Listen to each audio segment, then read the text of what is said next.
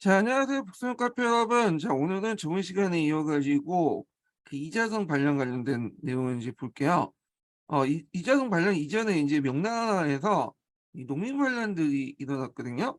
그래서 이제 뭐 이런 농민 반란이 일어났는데 배경을 보면 이제 한간 행포라든지 그 3대 외정의 재정 파탄, 그다음 17세기 때 여진족이 성장하면서 방위 비용 증가 등등인데 이런 것들이 다 세금 부담하고 연결돼 있죠. 자, 여기 보면 드문치대 난을 보면요. 복권 지방에서 일어난 최초의 소작인 반란이었다. 네, 기록상 남아 있는 거예요. 그래서 이제 드문치는 이제 여기 보면 이제 드문친하는 그 전형적인 이제 그 농민들이 썼던 이름이죠. 네, 그 무자는 돌림이고 치는 일곱 번째 자식이라는 뜻인데 주로 이제 복권, 강서 이 지역에서 이제 어, 학, 그 반란을 일으켰고요. 여기 이제 소작인들 외에도 강부 출신 비적 집단 각종 농민들이 봉기해서 그 수십만의 반란에 가담했다고 해요. 그리고 주동자였던 두문칠이 패해도 이 장당들이 오랫동안 계속 남아서 반란을 일으켰다. 그 다음에 이제 황양의 난이 있는데 이 황양의 난은 이제 입산 그 금지 지역에 있죠. 그래서 입산 금지 지역에 가가지고 농사를 짓던 그 농민들이 탄압에 간의 탄압에 맞서가지고 일으켰던 난이 그 평양의 난이고요. 그다음 유교 유치의 난 이런 것도 있죠. 유교 유치라는 건 이제 여섯 번째 아들, 일곱 번째 아들. 예, 정형적인 농민들이 이름 갖다 바치는 이름 갖다 붙이는 방식의 난인데 한간행포에 의해서 발생을 했다 이렇게 보시면 돼요. 자, 그래서 이제 이렇게 있고 그 다음에 이제 그 이자성의 난이 일어나기 전에 대규모 기근이 일어났어요. 그래서 곳곳에서 이제 반란이 일어났고 이자성도 그 반란군의 한 사람이었죠. 자, 그러면 이자성의 날 볼게요. 이자성의 날이 이제 그 다른 농민군하고 좀 다른 점이 있어. 네. 다른 농민군은 그냥 주로 약탈하고 그렇게 이제 하는데 이자성은 이제 나름대로 비전을 제시했고요. 비전을 제시할 수 있었던 게 뭐냐면 이자성의 난에 그 당시 유교적 지식인들, 과거 시험에 떨어졌던 유교적 지식인들도 많이 가담을 했죠. 그래서 이제 이렇게 있고 이자성이 이제 나를 익힐 때 이 사람만 일으켰던 게 아니라 그 왕가성, 왕가용, 그다음 고영상, 그다음에 뭐 장영충, 이자성 이렇게 있는데 왕가용, 고영상이 초기 지도자고 나중에 장영충하고 이자성이 이제 후기 지도자죠. 예. 그래서 이제 이자성도 유명하지만 장영충도 되게 유명해요. 장영충도. 예. 그래갖고 장영충도 그 사천 지역에 들어갔고 나라를 세웠어요. 그래서 이제 한동안 나라를 세우다가 뭐냐면 그, 그 지역을 이제 토벌 했던 그런 그 청나라군에 의해서 멸망을 당했죠. 그래서 장영충 같은 경우에는 좀 특이한 게 뭐냐면 사천 지역에 들어가서 그 지역에 많은 사람을 죽였다고 하거든요. 예, 하여튼 장영충도 있었다 그런 걸 좀 기억을 해두시면 될 것 같아요. 그럼 이자성의 난을 볼게요. 자, 이자성의 난은 아까 얘기처럼 이제 그 남들 비전을 제시했다고 했죠. 그래서 신분에 관계없이 토지를 군등이 분배하고 3년간 조세 감면의 정책을 내서 지지를 확보했다는 거. 그래서 농민들의 지지를 얻었다는 거고 그 다음에 이제 이재선이 그 낙양을 함락한 후에 새로운 왕조를 건국했는데 이 국호를 좀 기우게 했어요. 순나라를 건국했어. 네. 국호가 예전에 한번 시험을 나왔던 거죠. 그리고 이제 북경으로 진격을 했는데 쉽게 이제 그 명나라가 무너질 수 있었던 게 뭐냐면 그 당시 그 핵심 병력은 산해관에 있었죠. 누굴 막기 위해서? 예, 청나라를 막기 위해서 산해관에 집결하고 있었고요. 후방에는 그 북경에는 예비 병력밖에 없었어요. 근데 뒤를 치니까 이게 이제 무너질 수밖에 없겠죠. 그래서 그 당시 마지막 항지였던 숭정제는 그 당시 그 작은 섬에 보면 경산이라는 곳이 있거든요. 경산에 가서 자살을 하게 되죠. 그래서 이제 결국에는 이 북경을 장악을 해서 점령을 하고 명나라를 멸망시켰죠.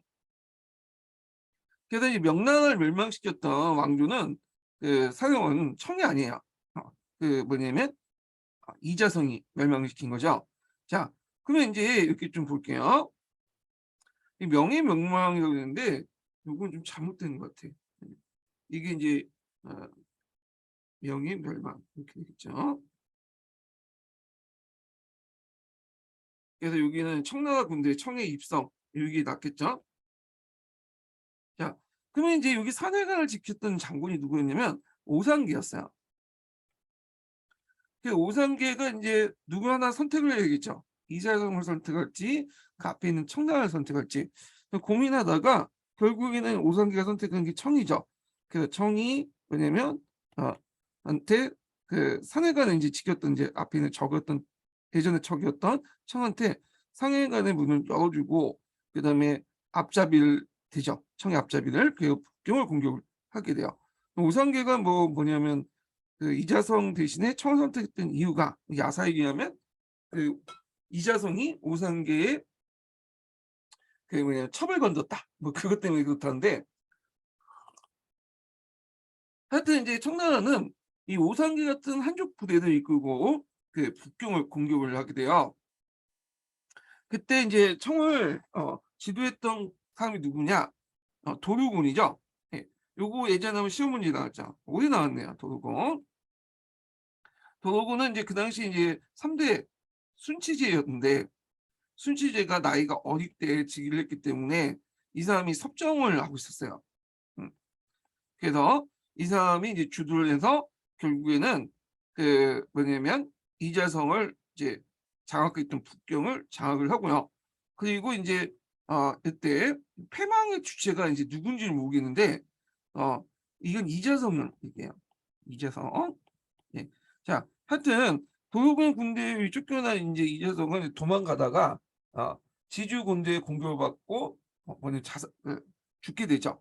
그리고 이제 이 도요군은 일단 앞에서 얘기한 것처럼 그 당시 이제 명을 멸망시킨 게 아니죠. 청나라가 이자성 대신에 명을 그냥 복수를 해준 거잖아요. 그러니까 이제 형식상 그래갖고 청나라는 이제 정통성 확보하기 위해서 명나라 순정제 시신을 찾아서 상당히 장사를 지내줘요. 예, 그래서 그 당시 이자성 명의 원수를 갚았다. 뭐 이런 식으로 이제 선전을 하는 거죠. 요게 이번에 22년 기출 예문에 나왔던 거죠. 야, 그래서 이제 청해군대는 이자성에 의해 멸망한 명을 구한다는 명분을 앞세우고 해방군으로서 북경에 입성했고요. 이거 쫓아가서 이자성도 죽이고 그다음에 아까 얘기한 것처럼 사천성에 있는 장영충도 죽이죠. 그러면 명나라가 완전히 망했냐? 그건 아니야. 명나라 황실 중에 일부가 이제 강남에서 낙명 정권을 세웠죠. 요거 예전에 낙명 정권 관련된 문제가 시험 문제에 나왔죠. 그래서 이제 복면 운동을 이제 했지만 결국에는 이제 정서공기 그때 나름대로 이제 낙명 정권을 상당히 도와줬죠. 요 관련된 내용이 기출 문제 나와요. 그래서 정성공이 함께 남경을 공격을 해요. 그렇지만 실패했죠. 그래서 대만에서 반천 복무운동을 전개했으나 강희제 때 평정을 했다. 그래서 이거는 강희제 때는 다시 좀 얘기를 할게요. 자, 그래서 이제 명나라가 멸망하는 과정, 이재성에 의해서 명나라가 멸망하는 과정이 그 예전에 뭐 기출에 나왔으니까 좀 공부를 해두시고요. 여기 관련된 내용이 이제 주에 1239번에 있으니까 한번 읽어보세요.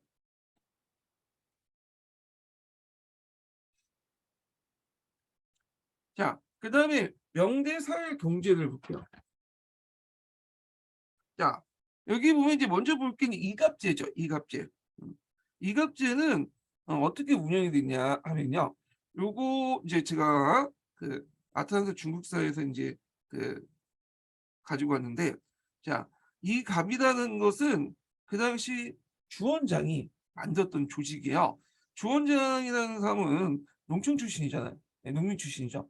그러다 보니까 이 사람은 이제 간에서 농민의 모든 걸 통제하는 것보다는 좀 자율적으로 하는 걸 되게 좋아했어요. 그래서 한나라 시대 때 그 뭐냐면 전환시기죠. 전환 초기 때 그 농촌 자치를 다시 부흥시키려고 했던 거죠. 그래서 이 만들었던 것이 이갑제야. 이갑제. 예. 그 이갑제의 목적이 뭐냐? 뭐 여러 가지 있지만 중앙의 행정명령을 농촌사에 깊숙이 침투시키고 세역의 효율적인 징수 및 총각 공동체 항촌 질서를 유지할 목적으로 했다. 그 다음에 상호 부조 및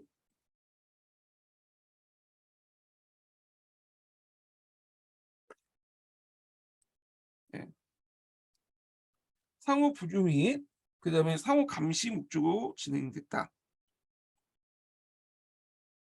자, 그럼 이갑질 평성 방법 볼게요.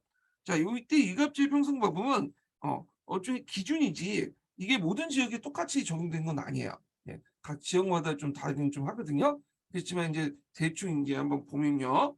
자, 일단은 농민들을 110호로 묶어요. 110호를 기준으로 해갖고 이제 조직했는데 농민들 가옥을 그래서 이제 110호를 어떻게 이제 나누냐 하면 자, 10단위로 이렇게 나눠. 그래서 그 하위 90% 단위 이렇게 10단위 이렇게 해서 나누고 그 상위 뭐냐면 그 10% 집안 있죠. 그래서 이걸 1호 이렇게 배정을 해요. 그래서 밑에 110호는 100호는 하위 구성이 되고 그다음 위에 이제 재산에서 좀 많은 10호는 이렇게 해서 상위 이렇게 구성을 해요. 그래서 이렇게 하위 10, 그 10가 상위 1호를 이렇게 묶어.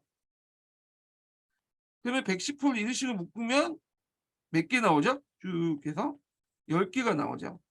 예. 그래서 얘가 이제 1조가 되는 거야. 이렇게. 1조부터 해서 10조가 나오겠죠. 예. 그래서 얘네들이 돌아가면서 무슨 역을 맡냐면 이감역을 맡아요. 이감역이 이게 뭐냐? 이감역은 되게 다양한데 한중 사회의 행정업무라든지 그러니까 잡다님들 치안 유지 그런 것들을 이감역이라고 해요. 그래서 애들이 이제 한번 이감역 1년마다 이제 맡으면 1조가 맡으면 나중에 이제 다시 맞은 이감역 맡는 이제 10년 뒤겠죠. 그래서 10년마다 이렇게 윤번으로 이렇게 막는다. 이게 이제 이갑제의 주요 내용이에요. 예. 그러면 이제 여기 110호는 어느 정도 이제 토지를 가지고 있는 호들이고요. 그 외에 그 뭐냐면 토지가 없거니 못 먹고 못 사는 호가 있죠. 기용호라고 해요. 네. 이 기용호는 요 이갑제에 이제 붙는 거죠. 이렇게 조금씩 나눠서 역을 도와주도록 하는 거죠. 네. 자, 이런 식으로 이제 운영이 됐던 것이 뭐냐면 아, 이갑제다. 이렇게 이제 보시면 될 것 같아요. 그래서 이제 이갑제 같은 경우에 이갑 정역을 맡는데요. 매년 한 명의 이장이 갑수호. 요게 이제 얘네들이 이장호고 요 밑에 있는 애들이 갑수호예요. 예. 그래서 매년 1명과 갑수 10명이 이내 부역징수, 치안유지, 재판교화, 부역항책 같은 것들 작성 등 항촌 행정의 모든 기능을 담당했고요. 이장과 갑수 의무는 10년마다 한 번씩 돌아가도 맡는다. 예. 그래서 이제 이렇게 10개의 조를 나눠가지고 이렇게 10년마다 한 번씩 윤번 형식으로 돌아서 맡는 것이 이갑제다. 예, 이렇게 보시면 될 것 같아요.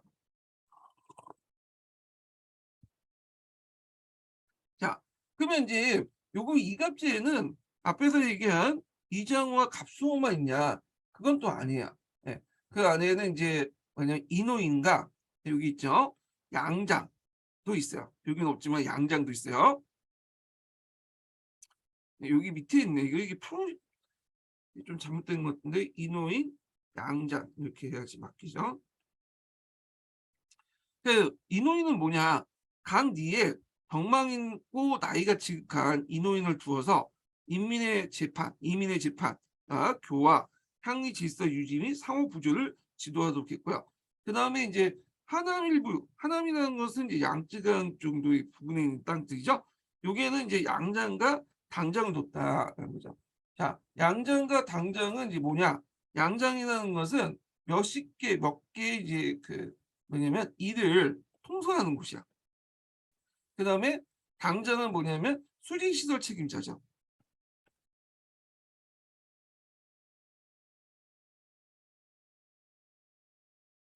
그래서 명조는 이장, 인호인, 양장, 당장에게 국가 권력을 위임하고 한초를 지배하도록 했고 그 대신 여러 가지 역을 맡기게 하면서 실질적으로 항리 지배자로 삼았다. 이렇게 이제 보시면 될 것 같아요. 자, 근데 이게 초창기 때는 잘 운영이 됐는데 시간이 지나면서 붕괴가 되기 시작해. 그래서 이제 이갑제 붕괴 원인을 좀 보면요. 예. 일단 이갑 전역의 윤번화로 이게 10년마다 한 번씩 돌아간다고 했잖아요. 부역 징수에 따른 권리가 특정 호에 고정되어 있지 못하고 이에 따라 부역 징수에 차질이 있다. 왜냐면 이게 이제 계속 한 개 호가 계속 담당하는 게 아니라 이게 이제 10년마다 돌아오다 보니까 어차피 자기가 안 하는 걸 다음에 넘겨요. 그 다음에 또 넘기고. 그러니까 책임감이 없는 거죠. 예. 그 다음에 두 번째는 재산 등급의 재산 등급도 재산의 군분상속 제외 등 계층군화가 달라져 이갑정액 물수행이 어려울 때가 있다. 자, 예를 들어갖고 재산에 따라서 이제 이장호와 갑수호, 기정호 이렇게 이제 나눴잖아요. 근데 이장호가 제일 잘 사는 호인데 이장호가 뭐냐면 잘 살다가 폭삭 망했어. 그래서 갑수호나 기종호로 이렇게 떨어질 수 있고 그다음에 갑수호가 또 기종으로 떨어질 수 있고 거꾸로 이제 이렇게 올라갈 수도 있는 거죠. 여러 가지 문제로. 그러니까 재산 변동을 그때그때 뭐냐면 반영하지 못해. 그러다 보니까 얘네가 이제 이장호인데 갑수호 떨어졌는데 이장호에 걸맞는 역을 부과하면 부과를 할 수가 없겠죠. 그러다 보니까 얘네들이 도망을 가버려. 예. 그러니까 이제 이갑제가 운영하지 못하겠죠. 그다음에 이제 부역 원족주의의 폐. 그래서 당나라 초기와 마찬가지로 그 당시 명나라는 한 곳에 이제 농민들 고정을 시키고 거기에 뭐냐면 호적을 두둑했어요. 다른 데 못 가게 되는 거죠. 근데 이제 실질적으로 이거는 원칙일 뿐이고 뭐냐면 상황은 그렇지 않았죠. 예. 이건 원칙일 뿐이고 실제적으로는 제가 말을 좀 잘못했는데 실제적으로는 도망가는 호들이 많겠죠. 예, 갱민, 도 이런 것들이 이제 뭐냐면 발생을 하게 되죠. 그러니까 갱민이 다른 데로 이제 도망을 하니까 파악을 하지 못하잖아요. 얘들은. 그러니까 이제 얘네들이 맡은 역을 다른 뭐냐면 이장호나 갑수호한테 넘기는 거야. 그러다 보니까 이장호와 갑수호도 어떻게 돼요? 부담이 가중이 되죠. 자, 그러다 보니까 어떻게 얘네들도 도망을 가. 그래서 이제 농촌 사회가 해체되기 시작해요. 이런 것들이. 그래서 이제 이렇게 해서 있는데 그다음에 이제 있고 그리고 이제 전원은 이중으로 일체 면제받음으로써 소득이 전주의 4배다. 그래서 여기 이제 주로 이장호와 갑수가 이제 있는데 이장호 갑수는 토지를 가지고 있는 사람이거든요. 어느 정도. 근데 전원하는 것은 토지가 없는 사람이야. 그래갖고 이제 이 전호들이 역을 짊어지지 않다 보니까 이장역을 이감역을 짊어지지 않다 보니까 상당히 경제적 여유가 있죠. 예. 근데 전주도 같은 경우에는 갑수나 이장원을 이제 짊어져야 되니까 어떻게 돼요? 상당히 부담스러워. 예. 그래서 이런 것 때문에 이제 이런 말들이 이제 생겨났다. 이렇게 보시면 될 것 같아요. 그 다음에 15세기 중반부터 특권 계급들이 이제 존재를 했는데 이 특권 계급들이 어떤 계층이냐? 얘네들이 이제 뭐냐면 뒤에 설명했죠. 신사 계층들이 등장해요. 초창기 신사 계층들은 그 수가 많지가 않았어요. 근데 이제 신사 계층이 나중에 수가 늘어나. 근데 얘네들이 뭘 가지고 있냐 하면 요용 면제권을 갖고 있거든요. 요역은 이제 크게 자벽과 이장호, 이감역으로 이제 뭐냐면 나눠져 있어. 그래서 보통 이제 신사들은 자격을 면제받아요. 자격을. 근데 이제 이감력은 수행을 해야 되거든요. 근데 이게 이제 나중에 얘기하겠지만 이감력이든 자격이든 이게 응납화되면서 통합이 되기 시작해. 그러면서 은근슬쩍 왜냐면 이감력도 안 내게 돼요. 예. 그래서 전반적인 이제 뭐냐면 역을 면제받게 돼요. 얘네들이. 자, 그러면 신사계층들이 역을 면제받다 보니까 어떤 문제점이면 그들이 담당하는 이감력을 또 누가 담당을 해야 돼요? 이장이나 농민들에게 이렇게 담당을 하게 돼. 그러다 보니까 이게 이제 얘네들의 이제 물량이 더 가속화되죠. 그래서 이노인, 이장 등 비특권 지주와 소농민은 신사의 우면 탈세분을 책임져야 해서 몰락을 했고, 그 다음에 이제 명주의 재정 규모 확대를 볼게요. 원래 명나라의 재정부가 그렇게 크지가 않았어요. 근데 이제 나중에 국가 재정이나 관리들이 늘어나면서 그 은에 대한 수요가 점점 늘어나죠. 네. 그리고 명초의 비교적 가볍던 부역들이 점차 늘어나면서 농촌 사회를 압박해 들어가.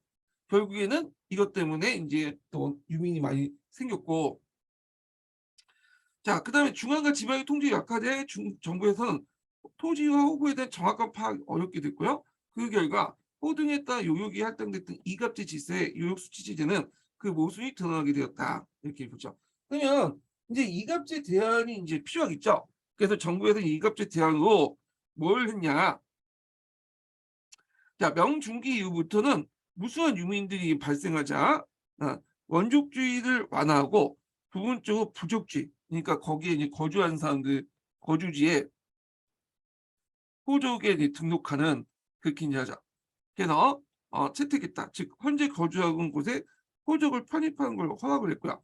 자, 이갑제 붕괴로 흩어진 황촌 사회를 하약과 보갑제를 통해서 교화하면서 상호 부조나 치안 유지 등을 지키도록 했다는 거죠. 예, 보갑제를 운영을 했다.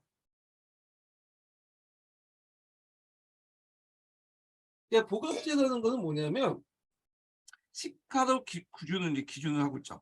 예, 열가. 그래서 이 열가를 일갑이라고 해요. 그래서 일가가 이제 일단 연대 책임을 묻도록 하는 거죠. 그 도적 방비나 항촌 시설 유지 이런 것들을 이제 하도록 하는 것이 그 보갑법 또는 시가패법이라고 하죠. 네, 시가패법. 그래서 이 보갑제 같은 경우에는 그 아니 말좀 시가패법은 이제 뭐냐면 방수인이 만든 거고요. 이 시가패법을 바탕으로 해서 보갑제를 이제 항하게 돼요. 네. 그래서 이 보갑제 같은 경우에는 후에 청나라 때 널리 또 확산이 되죠. 요거. 자, 그리고 이제 있고 그 다음에 이제 항약이라는 것은 청나라 때부터 있었던 거죠. 그래서 우리가 이제 알고 있는 여시하냐. 그래서 증손, 주자, 여시하냐 이런 것도 이제 청나라 때부터 있었잖아요.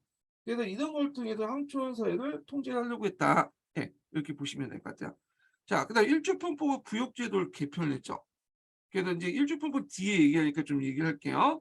그래서 이제 일주편법 안에 이제 예전에 있었던 역을 다 이제 뭐냐 일주편법 흡수 통합을 해서 능력화를 꾀하려고 했다. 예. 자, 그런 것들 좀 기억을 해두시면 되고요. 근데 이제 이런 것들이 좀 한계가 있었어. 예. 전국적으로 일률적으로 시행하는 게 아니고 교육제가 직접적 관련이 없었고 추진 주체도 지방간과 신사층이었다. 그러니까 컨트롤을 잘 안 했다는 거. 중앙에서 통제를 잘 하지 않고 부분적으로 시행했다는 거죠. 지방 간 어떤 독단적인 판단에서. 그래서 이제 근데 뭐 일주편법 외에는 뭐 그렇든 한계가 있다는 거예요. 일주편법이 중앙정부에 했으니까. 자, 일주편법 관련된 내용은 나중에 좀 얘기를 할게요. 자, 그 다음에 이제 이렇게 있고 그 다음에 이제 또 하나 여기 더 뭐냐면 하나가 이제 빠졌는데 신사층이 갖고 있는 요요 공연 특권 있죠. 신사층이 갖고 있는 요요 우면 특권을 제한하려고 되게 시도를 했어요. 그렇지만 잘 안 됐죠. 예. 자, 그러면 이제 여기에서 이제 이갑제 대신에 이제 그 등장했던 신사계층들을 볼게요. 이갑제가 무너지면서 그 자리를 이제 신사계층들이 그 역할을 하고 있거든요. 예, 그 역할을. 그래서 이제 신사라는 개념이 뭐냐? 신사는 간직 경력자와 학위 소유자를 의미해요.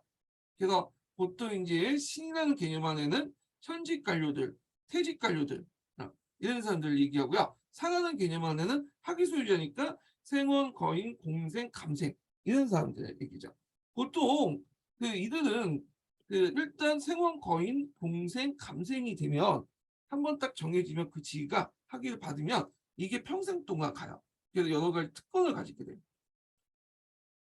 그래서 이 대표적인 특권이 앞에서 얘기한 요요권을 면제받는 거죠. 네, 요요권을 면제받고 그 다음에 가벼운 어떤 죄 같은 것도 면제를 받아요. 네. 그러면 이제 생원이 뭐고 거인이 뭐냐? 생원이라는 것은 이게 이제 다 학교제도 연결돼 있거든요. 그래서 이제 부, 주, 현, 학을 들어가서 뛰어나게 이제 뭐냐면 성적으로 졸업한 사람들 생원이라는 이제 뭐냐면 타이틀을 주게 되죠. 저기 뭐냐면 간이가 아니라 이게 뭐라고 할까요? 간이보다는 간이? 좀 그러네요. 간이가보다는 이게 뭐냐면 학사 학위 정도 되는 건데 하여튼 뭐 그렇게 넘어갈게요. 자, 그래서 이제 얘네들이 이제 뭐냐면 과거 시험을 볼 수 있어요. 지방에 있는 향시 같은 것들 이제 볼 수 있고 향시 합격한 사람들이 이제 뭐냐면 거인이 되는 거죠. 예. 그런 것들 이제 그리고 감생은 이제 국자 감생을 얘기하고요. 그래서 대개 보면 이제 생원은 좀 하급 신사에 속하는 사람들이고 거인은 이제 상급 신사에 속하는 사람들이에요. 예. 그래서 거인 정도 되면 대개 보면 지방에 조그만 자리 정도는 얻을 수 있어. 간직은요. 예. 자, 하여튼 이런 사람들이 이제 합쳐갖고 신사라고 한다. 그래서 간직 경력자와 학위 소유자를 얘기한다. 예. 그래서 요런 얘들을 이제 뭐냐면 간이보다 학위라고 하는 게 낫겠다. 좀 말이 좀 이상해. 하여튼 이런 얘들을 신사라고 한다. 이렇게 보시면 될 것 같고요. 자, 여기에서 이제 다른 책에서는 향신이라고 또 해요. 향신. 그럼 왜 향신이냐? 일부 신제약은 대부분 사들은 지방에 거주를 하고 있거든. 그러다 보니까 지방에 거주한 걸 좀 강화시키기 위해서 향신이라는 개념을 사용하는데 주로 일본 학계에서 이런 말을 써요. 지방의 거주성, 지방에서 거주해서 영향력을 행사하는 사람들을 얘기하죠. 자, 그러면 왜 신사층이 형성됐냐? 자, 이게 예전에 공인력 기출문에 나왔어요. 명대 과거제 부활과 과거제 준비를 위해서 학교제도가 활성화됐죠. 그래서 과거제도와 학교제도를 연결시켰잖아요. 그래서 이러한 과거제와 학교제를 결합하면서 이를 통해서 간직에 진출하거나 학위를 소유하는 간이 지망생이 많이 늘어났다. 예. 그래서 이제 이렇게 했는데 그래서 이제 이들이 이제 신사층이 형성됐고 그래서 초창기 때는 신사 수가 적었지만 점점 늘어나. 그래서 어느 정도 계층화됐다는 게 또 특징이죠.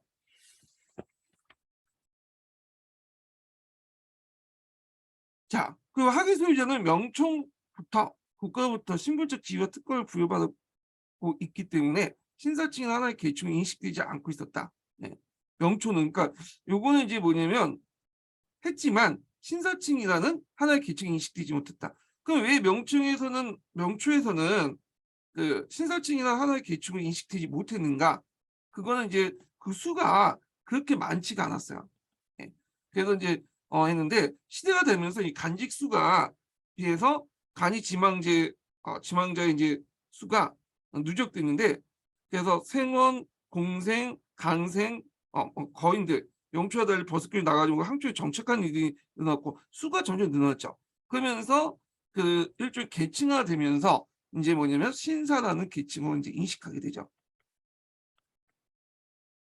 자, 이들은 통치자 의식, 곧 사대부로서 자의식이나 공통의 어떤 이해감을 공유한 동료의식을 가지고 있었다. 이들은 생원 지배층으로 성장할 수 있는 배경이 됐던 게 뭐냐면 생원이 국품간에 준하는 특권을 부여받았고요. 그다음에 요역 우명 특권과 함께 학위 소유자들이 그 자격이 정신도 보장이 됐고요. 여기에 더 붙이자면 거인 같은 경우에는 지방 하급 관리로 나갈 수 있어요. 자기가 원하면. 학위 소유자들은 평민층과 구별되는 동시에 간직 경력자와 구별되는 독특한 집단이었다. 그 한편은 간직 경력자로 나란히 신사라고 불리기도 했다. 여기 학위 소유자는 사라고 하고 그다음에 간직 경영자는 신이라고 하잖아요. 어머니 다른 거죠. 그렇지만 일단은 얘네들은 이제 일단 과거 공부를 하면서 나름대로 성리학적인 어떤 그런 사대부로서의 자의식을 가지고 있죠. 자, 그런 것들이 이제 하나 묶어지는 거야. 예. 그다음에 과거제에서 고시관과 합격자 사이 강범위에게 맺어지는 사제관계도 연결돼 있다. 성원에서 강학이나 문학도인, 집단을 향한 공동의 활동, 동양관계 등 여러 가지 요인에서 동료 계층 의식을 가지고 있다는 거죠. 지금 뭐 비슷하면 여러분들 뭐 현직 교사나 인고생이나 비슷한 사고방식을 갖고 있잖아요. 예, 요거하고 비슷하다 보시면 돼요.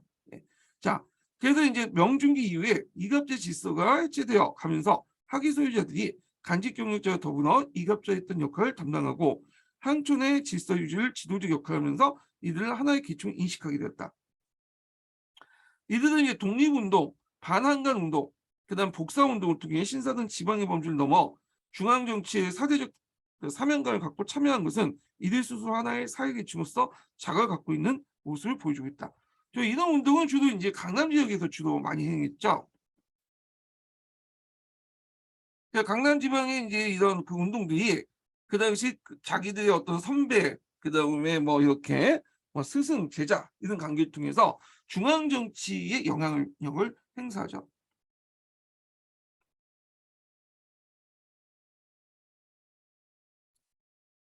그러니까 이거 우리 조선 시대하고 비슷해. 조선 후기 때 살림이라는 사람들, 그 통치에 있는 사람들이 지방에 거주하면서 자기는 간직이 잘 안 나가면서 자기 제자들을 통해서 이렇게 뭐냐면 영향력을 행사했잖아요. 요런 거와 비슷하다고 보시면 될 것 같아요. 이런 거와. 자, 신사층의 역할 볼게요. 신사층 역할이 이제 예전에 한번 시험문이 나왔어요.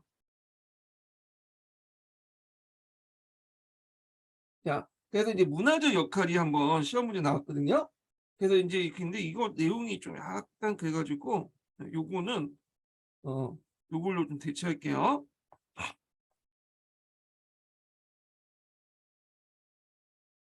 자, 문화적 역할은 뭐냐? 일단 민중의 교육과 교화를 담당했다. 성리학에서는 교화가 강조되는 거죠. 민중들이 뭐냐면 그 기가 탁해서 니들 잘 발전하지 못하는 존재잖아요.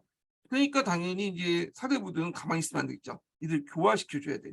그래서 학교나 항약, 서원을 세워서 지방 교육을 담당했고 강학을 하거나 강학은 이제 유교 경전을 이제 강의하거나 이렇게 읽는 거 이런 행위야. 그다음에 일용 유소들은 주로 이제 뭐냐면 유교 경전들을 이제 그 간행하는 거죠.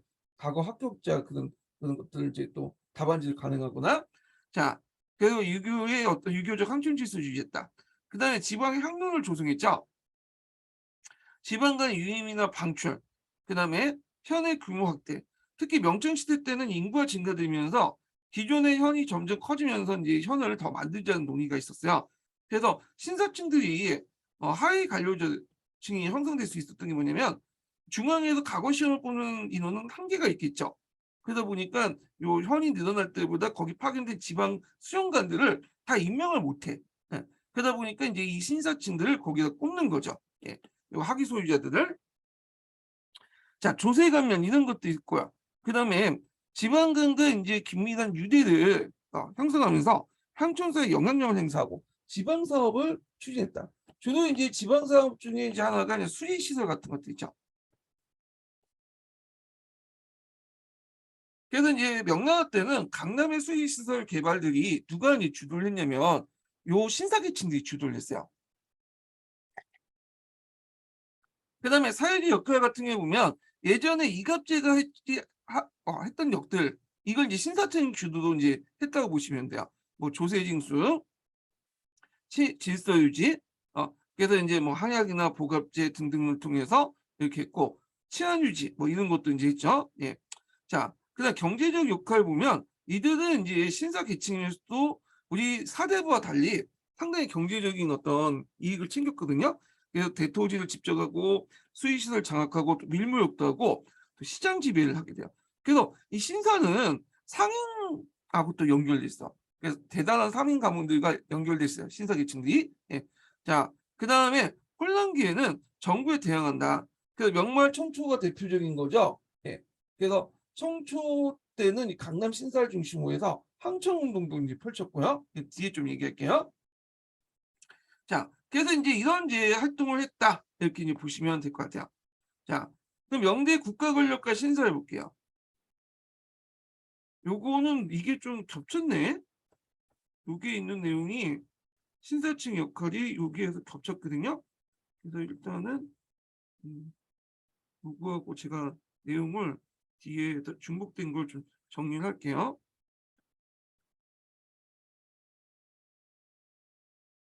예. 그래서 이제 초기하고 명중기 이후 이런 것들은 뒤에 좀 앞에서 얘기했으니까 좀 하는데 여기에서 좀 보충할 게 뭐냐면 명나라 때는 이제 그 무슨 특권이냐 신사계층들이 자 우면 요역의 특권이나 가벼운 범죄는 면책권을 가지고 있다. 이렇게 좀 기억을 해 주세요. 자 우면 요역이라는 것은 요역을 우대하고 면제받는 거죠. 예. 근데 주의할 것은 지세를 면제받는 게 아니에요. 왜냐면 토리세를 면제받을 경우에는 이게 안 되죠. 왜냐면 이제 신사층이 또 지주이다 보니까 이 지세를 면제해 주면 이게 국가 운영이 안 되는 거야. 예. 그래서 인제 이런 것들이 있고 다만 이제 명나라 초기 때 신사계층들이 좀 약간 지지를 끌려고 일부 한시적으로 지세를 뭐냐면 면제해 주는 것보다는 지세를 경감시켜 주는 건 있었어요. 예. 그렇지만 지세 면제가 아니라 여기에서는 요역을 응대하고 면제했다. 요거 좀 기억을 해 두시면 될 것 같아요. 그다음에 인제 어 명말 청초 때 인제 여기 뭔데 명말 청초보다는 명나라 청나라 때의 전반적인 내용이라고 보시면 돼요. 이거 뭘 굳이 여기 그러니까 명중기 때부터 청나라 때까지. 예.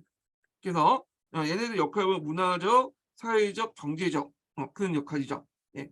그래서 인제 이런 내용들 좀 기억을 해 두시고요.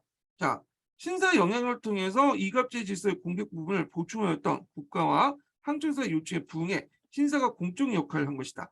이를테면 국가는 신사의 사회적 지배력에 의지하고 신사는 이를 배경으로 항촌에 대한 자신의 지배를 공고하려고 했다. 그런데 인제 이게 청나라 때 좀 들어와서 약간 그래요. 왜냐면 이제 명나라가 멸망하고 나서 만주족이 된 청나라가 등장을 했잖아요.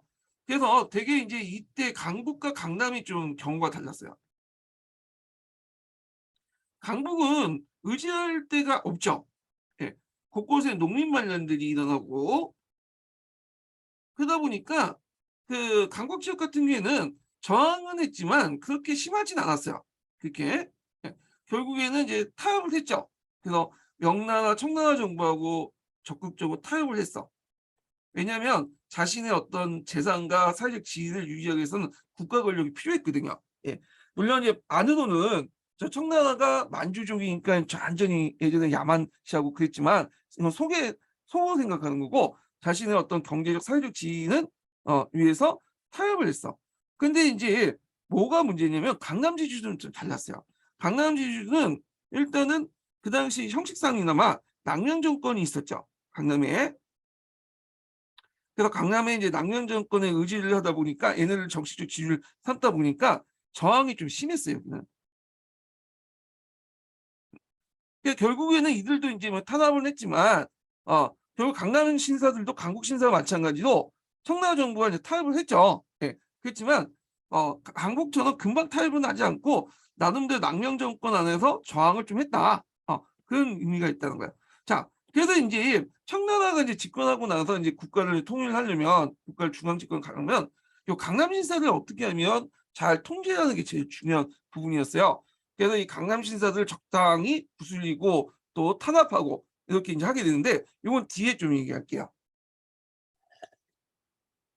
자, 그럼 강북이든 강남이든 신사들이 왜 뭐냐면 청나라 정부하고 타협했냐. 얘네들이 오랑캐인데 불구하고 그건 이제 아까 말한 것처럼 자신의 사회적 지위와 그다음에 어떤 경제적인 어떤 것들을 지키기 위해서 타협한 거죠. 왜냐하면 신사라는 것 자체가 어디에 나온 거야? 국가 권력에서 나오는 거잖아. 국가 권력에서 이 과거제와 학교제를 연결시켜 줌으로써 그게 가능한 거잖아요. 그래서 거기서 학위도 나오고 간직도 나오고 그걸 누리면서 자기가 신사계층으로서 사회적인 어떤 영향력을 행사할 수 있잖아. 예. 근데 국가 권력이 이제 이미 청나라 넘어갔는데 그냥 명나라 때 계속 뭐냐면 명나라 이제 입장에서 갖고 나간 명나라 입장에서 계속 싸울 수는 없는 거겠죠. 예, 이런 것도 이제 있다는 거죠. 그래서 청나라는 이 신사계층들을 뭐냐면 포용하고 또 견제하면서 자신들의 어떤 통치 기반을 삼아요. 예. 그러니까 이들도 뭐냐면 우대해 주죠. 예전에 과거 시험도 그때도 뭐냐면 하고 그다음에 또 그들은 이제 여러 가지 간직에 취임할 수도 고위직 간직에 취임할 수도 해주게 하죠. 자, 그러다 보니까 이제 원나라와 달리 청나라는 200년 동안 유지가 돼요. 그리고 나중에 이제 청나라 이제 말기 때 들어가면 청나라 팔기군이나 뭐 이런 것들이 군사가 약해지잖아요. 근데 그 군사적 공백을 누가 메꿔주냐? 그 당시 강남 신사계층들이 메꿔주죠. 네. 그래서 이제 예를 들어 뭐 백년교도의 난 때 신사들이 단련 항영을 조직해서 반란을 진압한다든지 태평천국의 난 그다음 의아당 운동 이런 것도 다 신사계층들하고 그리고 신사계층들이 또 청조에 의해서 이제 도와주기도 했지만 또 자신의 입지를 또 강화시키는 입헌운동도 하죠. 등등등. 그래서 이렇게 청나라가 200년 동안 유지될 수 있었던 것은 이 신사계층들의 도움이다. 이렇게 보시면 될 것 같아요. 그 신사계층 관련된 내용은 뒤에 좀 얘기를 할게요. 자, 그 다음에 이제 경제를 보자. 이 명말사의 명말 청초 자본주의 맹아론과 관련돼서 좀 볼게요. 이게 상당히 중요해. 시험 문제에 자주 나오는 부분이죠. 시기 적용은 17세기에서 18세기 정도 돼요.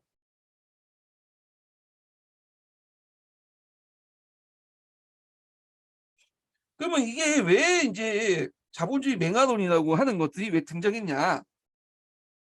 다 이유가 있어. 이게 이제 약간 정치적인 문제도 있거든요. 보면 이걸 이제 볼게요.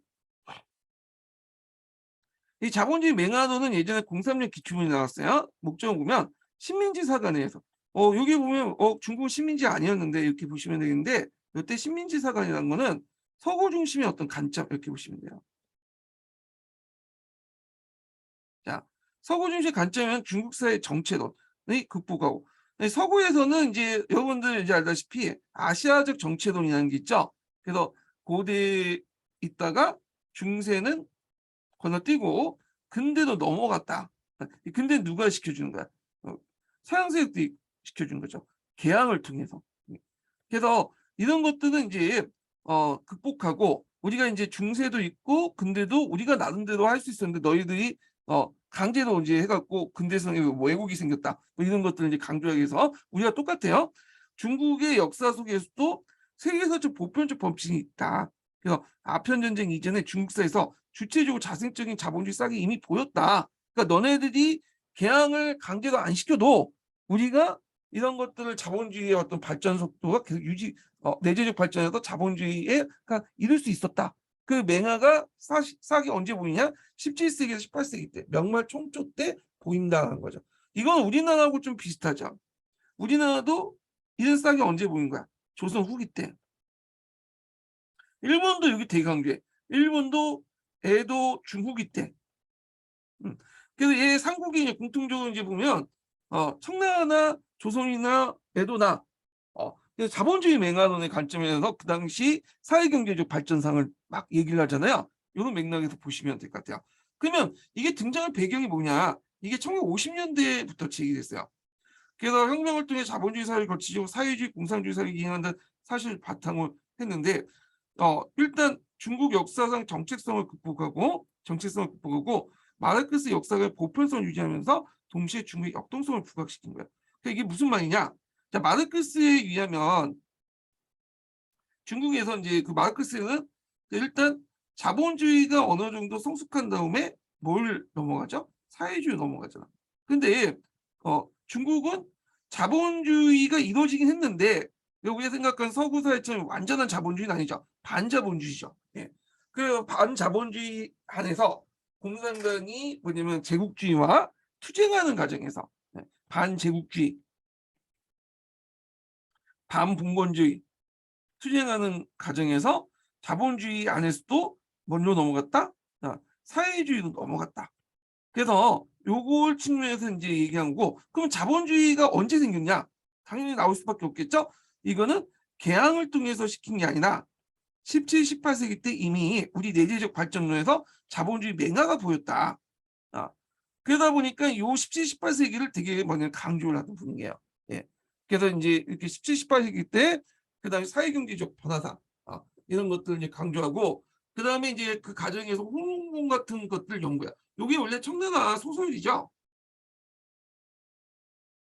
근데 이 홍콩은 청나라 소설책뿐만 아니라 그 안에 뭐 사회경제적 어떤 발전사 이런 것들을 반영하고 있다고 해서 모태통이 상당히 극찬한 그 책이에요. 그래서 그것을 이제 홍학이라고 해서 따로 뭐냐면 연구를 하고 있어. 중국에서는요. 그래서 이제 17, 18세기 때 변화 내용을 보면 명총의 왕조 교체, 상품화폐 경제에 따른 농촌사회 변화와 이에 따라 지주존의식 개편, 그다음 이갑제 질서 해체와 부역제도 개혁, 그다음 전국적인 민주운동, 사상의 다양화와 경제 실용의 발달 이렇게 있는데 자본주의의 이제 맹아의 징표를 보면 명중기 이후에 생산력 증가와 은경제 보고 상품화폐 경제가 발달됐고요. 그래서 각 지역에서 이제 특화된 그 상품들 많이 생산되죠. 그래서 예전에 한번 시험 문제 나왔던 게 소주 지역의 비단 직무업이야. 예. 그래서 이런 것도 이제 있고 그 다음에 이제 중국 여러 지역의 다양한 산업에서 상인자본의 전대 생산. 전대 생산은 여러분도 알다시피 뭐와 관련된 거? 예. 그 매뉴팩처와 관련된 거죠. 그런 것 아니 전대 생산 선대제와 관련된 거죠. 예, 선대제. 그 다음에 소주 같은 일부 지역에서는 발달된 매뉴팩처도 존재한다. 그래서 선대제는 상업자본이고 매뉴팩처는 이제 보통 산업자본으로 얘기하잖아요. 그래서 상업자본에서 산업자본으로 넘어가려는 그런 것도 있었다. 그래서 이 매뉴팩처와 관련된 내용이 예전에 한번 시험에 나왔어요. 그리고 사회경제적 어떤 변화 사항들에 맞춰서 시민계층이 출현되고 사회의식이 변화되죠. 그래서 우리가 이제 양명학이라든지 경제 실용사상이라든지 이런 것들이 명망할 때 등장을 하게 되잖아요. 예.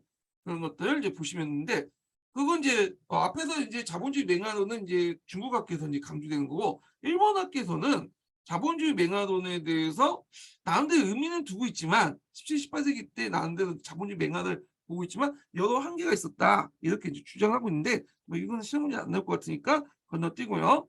자, 그러면 이제 내용을 이제 여기 들어서 보죠.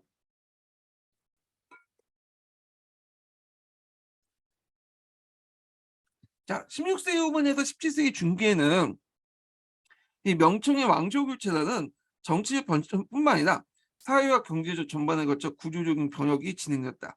즉 상품화폐 경제 발달에 따른 농촌사회 변화, 자 이에 따른 이제 지주전원제 개편, 이갑제 질서 해체와 부역제도의 개혁, 그리고 전국적인 민주운동이 그것이다.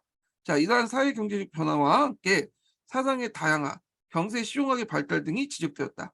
자본주의 맹아의 구체적인 징표로서는 명중기 이후 생산 증가, 은경제 보급, 그리고 상품화폐 경제 발달이 나타났고 중국의 학자들은 양쯔강 하류 지역은 중심으로 면직물과 견직물 같은 것들이 발달됐다고 했죠. 그래서 여기에서 이제 주로 앞에서 나는 선대제, 일부 지역에서는 소주 같은 일부 지역에서는 매뉴팩처 이런 것들이 등장을 했다고 했죠. 그래서 구체적으로 소주의 비단 직무업, 그러니까 견직업이죠. 이런 기후가 자본을 투자하고 기공이 노동력을 제공하는데 요게 이제 중요하죠. 요거 시험 문제 나왔어요. 기후는 자본을 가지고 있어. 그리고 여러 가지 이제 직기를 가지고 있죠. 그 노동시장에 가고 기공 노동자들을 사요. 이건 어떤 의미가 있냐? 예전에 상위 물주들이 뭐냐면 그 수공업자들에게 직기라든지 이런 것들을 주잖아요. 그래서 수공업자들이 그 자기 집에서 만들어가지고 상위 물주에게 납부하면 상위 물주가 다른 공정을 넘기거나 아니면 완제품 같은 게 갖다 팔죠. 예. 그런데 여기에서는 기호라는 거는 뭐야? 자기가 직기를 가져가지고 공장이라는 곳에서 가서 직기를 설치해가지고 노동자 기공을 노동시장에 사가지고 여기에 들어와서 일을 하게 시킨 거야. 오늘날 공장제 시스템이죠. 예, 이거는 산업자본이죠. 산업자본. 산업자본의 초창기 형태가 메뉴팩처잖아요. 예. 그래서 요게 예전에 한번 시험문제 나왔다는 것 좀 기억을 해 두시고요. 이로 인해서 이제 중국의 여러 지역과 다양한 산업에서 상인자본, 전대 생산과 함께 매뉴팩처의 존재 가능성을 지적했고 생산 관계 병동소에서 시민 계층의 출현과 시민 사회 의식이 변화가 일어났다. 이렇게 보시면 될 것 같아요. 자, 그러면 그 당시 또 이제 상표화폐 경제가 발달되면서 화폐가 많이 사용되기 시작하죠. 화폐가. 그래서 화폐 경제 관련된 내용을 좀 볼게요. 요게 예전에 한번 기출문에 나왔어. 요 부분이요. 화폐 경제 관련된 내용이. 자, 태조일의 명초는 동전과 지폐를 중심으로 삼고 요거 기억을 해주셔야죠. 동전과 지폐를 중심으로 중심 화폐를 삼았다. 네. 금은 화폐를 사용한 걸 언급을 했죠. 네. 그래서 이제 태조 때는 동전과 지폐를 사용했다. 네. 동전 있고 지폐인데 이때 지폐라는 것은 이제 뭐냐면 뭘 사용했냐? 대명 통행 보초를 사용했죠.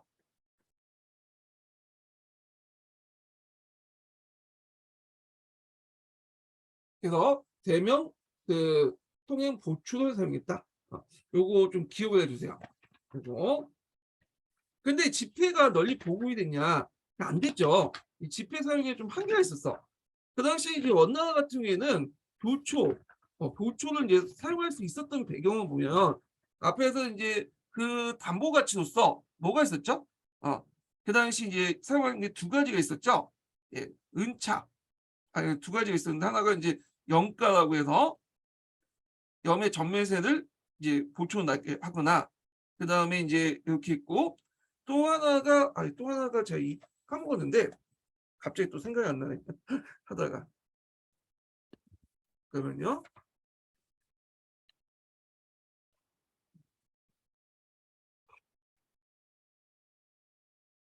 또 하나가 포온이죠 포온. 원래 이 포온은 은호 납부해야 되는데 이걸 이제 보초 대체했잖아요.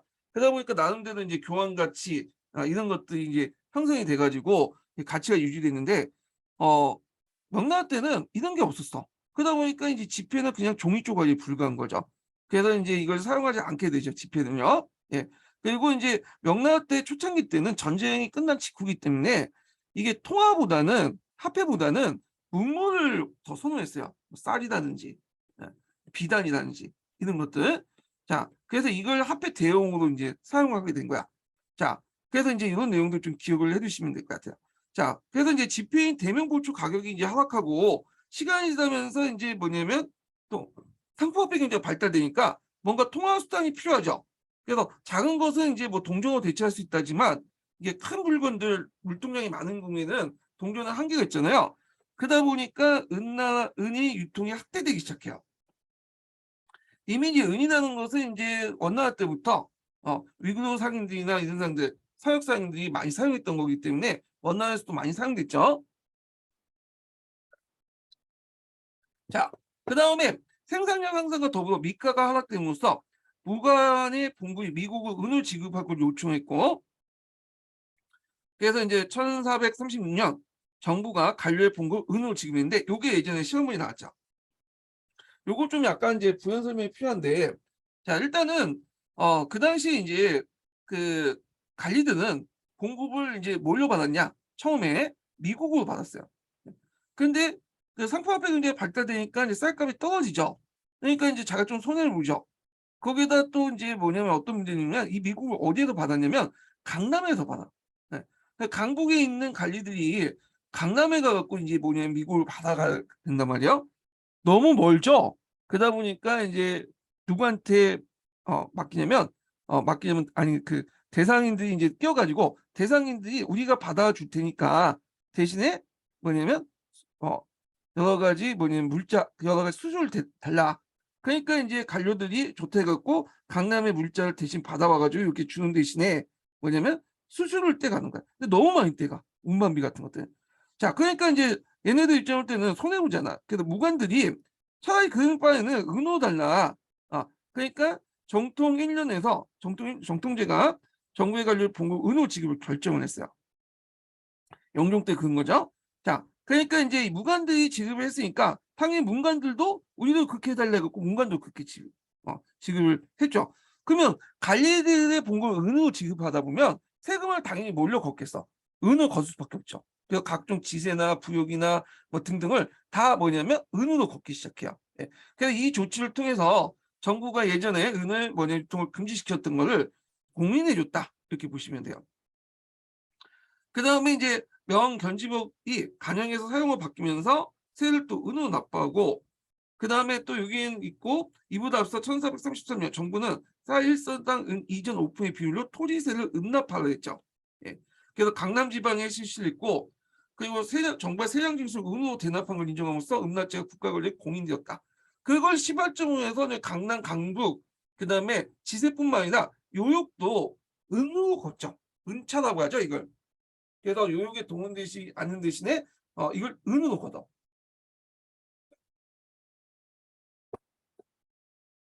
자, 그리고 이제 그 당시 은을 중요시하는 이슬람 상인들 교도하는 것에 은이 국제거래를 사용했다. 그래서 지불 자체가 불안 지폐를 갖추하여 그 지폐 자체가 불안 지폐로서 불안 지폐는 금이나 은으로 이제 바꿔줄 수 없는 그런 지폐잖아요.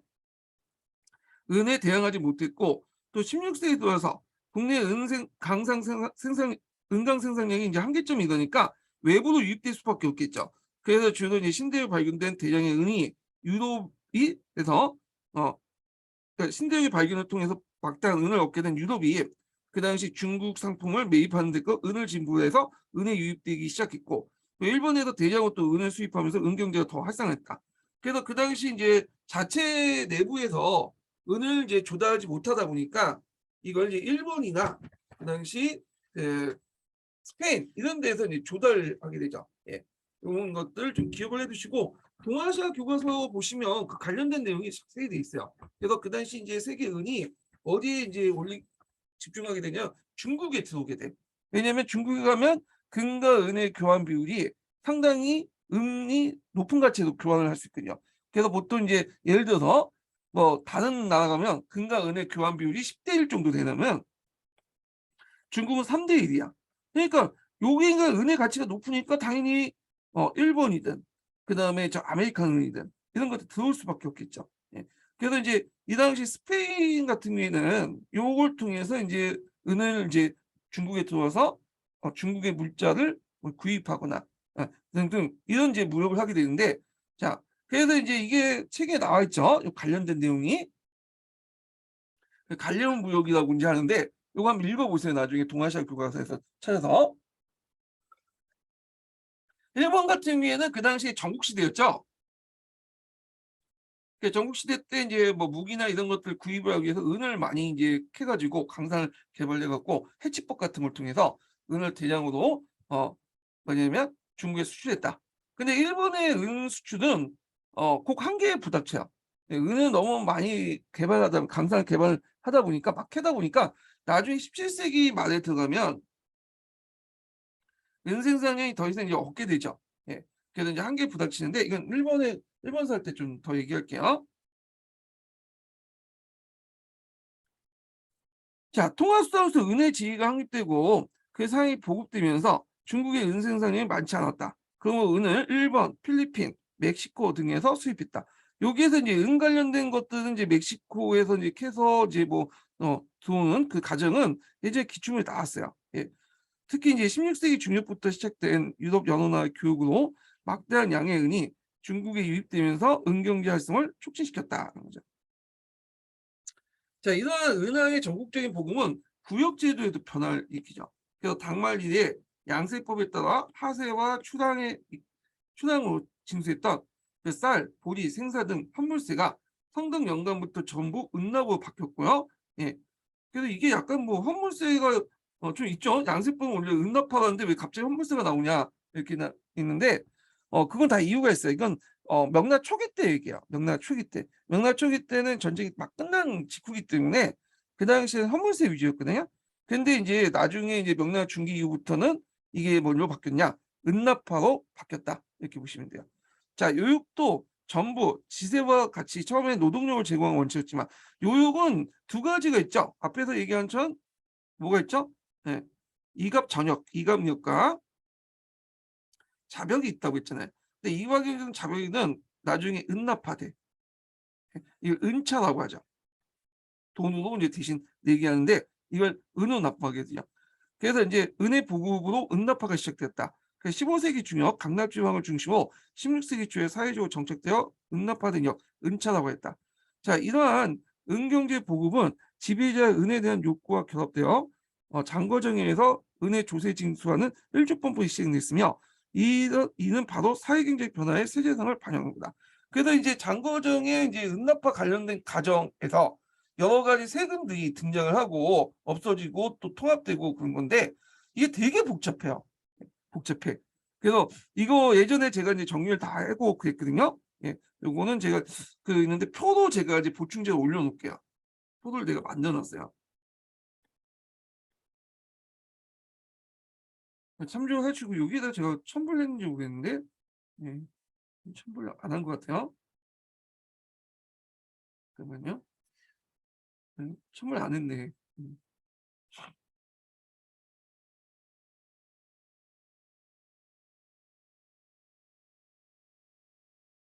그 은경제할성의 영화로 조세 은납화는 농민의 은을 획득하기 위해서 부역 경영과 상품 작물 재배에 등장한 새로운 활동을 전개하고 그리고 황금 작물 재배를 증가했다. 이거 예전에 기출문이 나왔죠. 황금 작물이라는 것은 당장 시장에 갖고 뭐냐면 은으로 교환할 수 있는 작물이죠. 돈으로. 예, 이런 것도 있다. 이렇게 기억을 해주시면 돼요.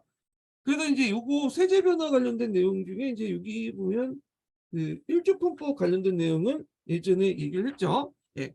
그런 거 있고 잠깐 보충을 보면 이게 좀 설명하기 좀 그래. 이거 좀 복잡하고 굳이 이런 것까지 알 필요 있나? 인구 수준에서. 그래서 명청대 세제 변화가 있어요. 제가 이거 정리를 좀 해놨는데 예전에 제가 강의를 한 게 있어요. 그래서 여기 쭉 있는데 참조하세요. 이거 부분. 그래서 여기에서 이제 뭐 은경제 들어가기 전에 뭐 식단법도 있고 운응제, 정응제 뭐 이런 것도 있고요. 그다음에 군정 군역법, 뭐 간수 간의 간수 간태 이런 법도 있어. 예.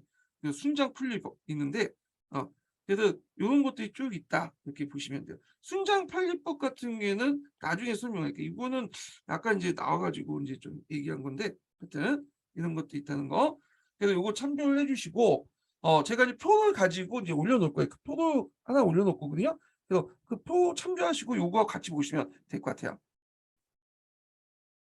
자, 그 다음에 명나라 때부터 청나라 때까지 대규모 인구 이동이 있었거든요. 예. 그래서 송나라 때와 당송 때도 이동이 있었지만 명나라 때와 청나라 때도 인구 이동이 있었어. 대규모 인구 이동이. 근데 그 양상이 당송 때 인구 이동하고 좀 약간 달라요. 이게. 그러면 인구 이동과 관련된 내용을 이제 좀 볼게요.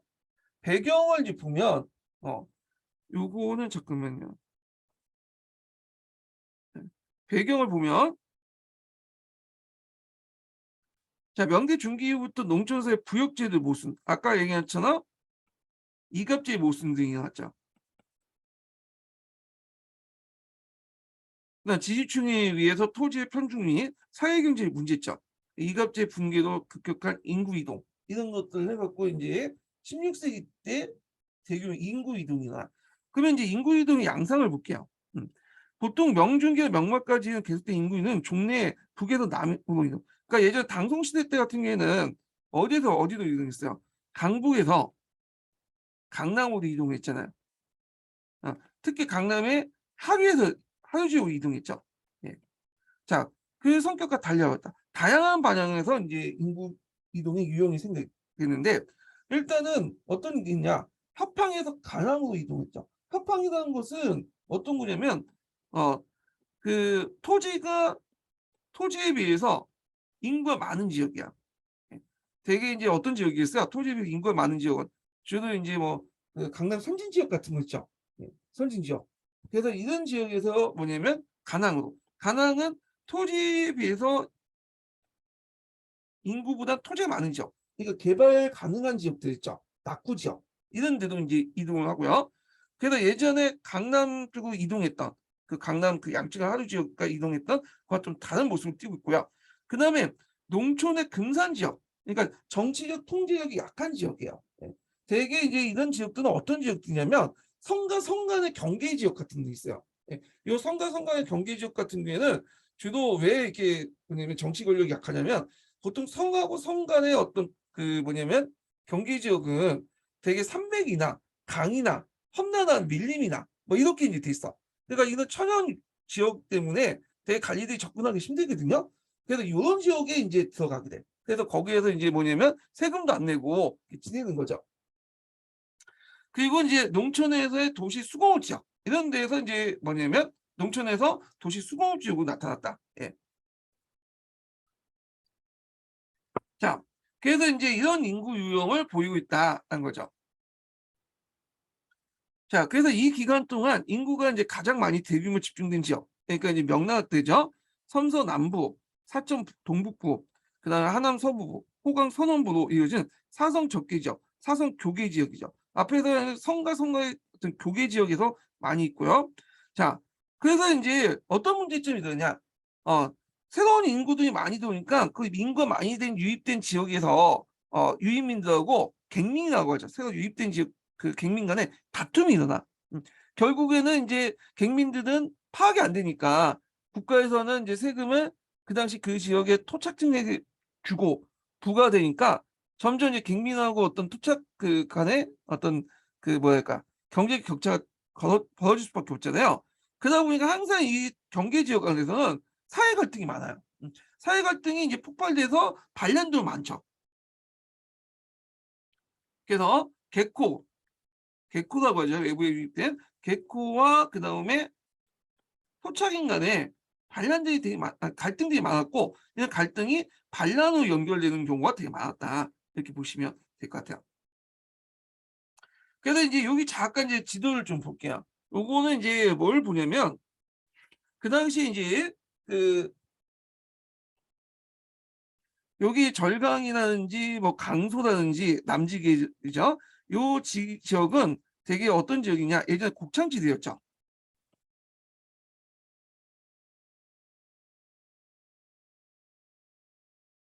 그래서 소가 풍년이 들면 천하가 풍년이 된다라는 말 있잖아요. 근데 이제 요 지역이 면직물이나 이제 견직물이 발달되면서 이제 사람들이 농사를 안 짓게 돼요. 목화라든지 뽕나무를 재배하거나 자기가 이제 면직물, 견직물 만들게 되죠. 그러니까 이제 요게 많은 또 인구가 또 이렇게 많다 보니까 어떤 문제점이냐. 요 인구들 먹여 살려야 될 거 아니야. 그리고 이제 곡창지대 역할을 이제 못 하잖아요. 그러다 보니까 그 곡창지대 역할을 누가 하냐? 요 호북 호남 지역으로 이제 요북 호남 지역은 요게 명나라 때부터 인구가 많이 유입된 지역이거든요. 그래서 요 지역을 중심으로 해서 곡창지대가 바뀌게 됐다. 그래서 인제 명나라 때는 어떤 말이 이제 되면 "호강이 풍년이 되면 천하가 풍년이 된다."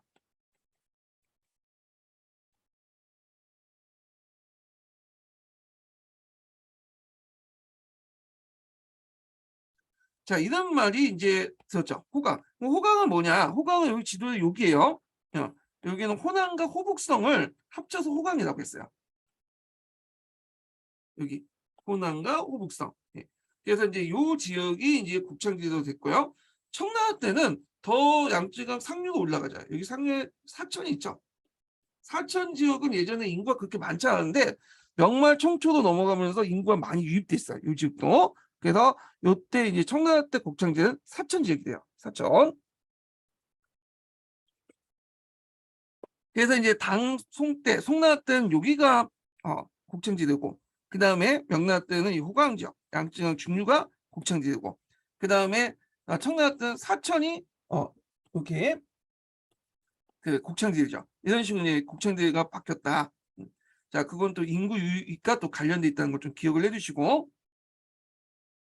자, 농촌 사회 변화 볼게요. 경제 중심지가 분화되죠. 인구 이동으로 양쯔강 중류 지역의 농지가 개간됐고 양쯔강 하류 지역인 강소 철강 지역이 상업과 직물 수공업 중심지로 발전되면서 송대 이대 곡창지대의 지를 강서, 호강 지역으로 내어주겠다. 갱민 문제. 갱민, 개코라고 하죠. 외부에 유입된 사람들이죠. 그래서 이 사람들이랑 토착민과 갈등을 이제 많이 겪게 돼요.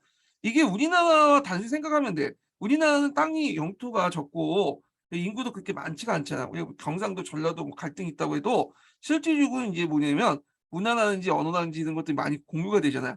근데 중국은 그렇지가 않아요. 중국 같은 경우에는 어 같은 중국어지만 여러분도 알다시피 이제 북경어도 있고 뭐 상해어도 있고 저 강동어도 있고 지역마다 다 방언이 달라. 문화도 다르고. 그러다 보니까 예를 들어 갖고 인제 여기 호북성에 저쪽 그 남지기에 있는 사람들이 와 가지고 인제 정착을 했어요. 근데 얘네들은 어 언어도 달라. 호북은. 통하지가 않는 경우가 되게 많아요. 그러다 보니까 문화도 다르죠. 그러니까 얘네들 객가들이 모여서 그냥 여기 융합되지 않고 같이 살아. 그래서 객가 애들이 걔네들 여기에 융합되지 않고 살다 보니까 그 토착민하고 문화적 갈등이 되게 심할 수밖에 없겠죠. 네. 그래서 이렇게 해서 이제 뭐 다툼도 일어나고, 예, 이게 명나라 때 청나라 때까지 계속 이어지고, 우리가 이제 뒤에 얘기한 태평천국 운동도 그런 이제 객가와 본진 간의 어떤 다툼, 예, 이런 것들이 이제 해가지고 일어난 거거든요. 이건 뒤에 좀 설명하겠지만. 그래서 이제 신선한 형세 후에서 토지 경쟁이 일어나는 상황에서 다수의 갱민이 유입되어 토착인과 생존 경쟁을 하게 되자 사회적 모순은 한층 더 심화되었다. 토착인들은 가중한 부역과 고지대의 착취로 몰락의 위기를 직면하고 있는데, 갱민은 무쇠의 신개간지, 왜냐하면 얘들은 국가에 이제 파악이 안 됐으니까 세금도 안 내겠죠. 신개간지를 확보하기도 하고, 혹은 자기의 기능을 살려 성장하기도 하고, 양자의 경제에서 토착인들이 몰락하는 경우가 빈번했고, 토착인들이 몰락하면 얘네 또 어디 갔어요? 예. 다른 지역에 가죠. 또 다른 지역에서 또 이 같은 문제가 일어나. 그래서 불려온 돈이 바뀐 돈을 뽑아낸다고. 얘네들이 요쪽 지역 가면 얘네들이 또 요쪽 지역 가고, 또 쫓아다니는 애들이 요쪽 지역 가고, 이게 돌아. 인구의 대륙 형성이 막 한 거야. 예. 그래서 이런 것도 있었다. 자, 그 또한 격심한 갱민의 유민으로 사회 질서가 파괴되면서 명국이 이후 끊임없는 반란 발생이 원인이 되었다. 그다음 농업 생산의 확대 볼게요. 자, 인구 이동이라는 것은 단순히 인구 이동에 끝나는 게 아니죠. 인구는 뭘 가지고 있어? 사람들은 선진 농업 기술이 있잖아. 그러니까 선진 농업 기술이 후진지대에 전파하게 되면서 전국적인 농경지 개강을 가져와 농업 생산의 크게 향상되었고요. 그 밖에 새로운 지주 전후제에 위한 농업 경영에서 적극성, 그다음에 그 농업 생산 기술과 농기구의 개선을 통한 농업 생산이 높아졌다. 지주 전후제 개선 관련된 내용, 새로운 지주는 좀 이따 설명할게요. 그다음 상품 작물이 재배됐다. 원나라 때부터 이제 목화가 널리 이제 퍼지게 되죠. 그러다 보니까 면직무 같은 게 많이 생산이 되잖아요. 그래서 면화의 생산지로서 이제 항하, 중하류, 특히 이제 그 상동성 지역 있죠. 또 여긴 안 나왔지만 강남에 이제 여기 강남 양쯔강 하류 지역 이런 데서 이제 목화를 많이 생산을 하고요. 그다음에 해외에서 옥수수, 고구마, 땅콩, 담배 이런 것들을 재배했어. 예. 그래서 뭐 담배는 기호식품으로 많이 피웠고, 여기에서 이제 눈여볼 게 옥수수, 고구마, 뭐 감자 이런 것들은 다 구황식물이죠. 이런 것들을 이제 재배를 했다. 그래서 이런 걸 통해서 이제 농업 생산의 상품화가 촉진됐죠.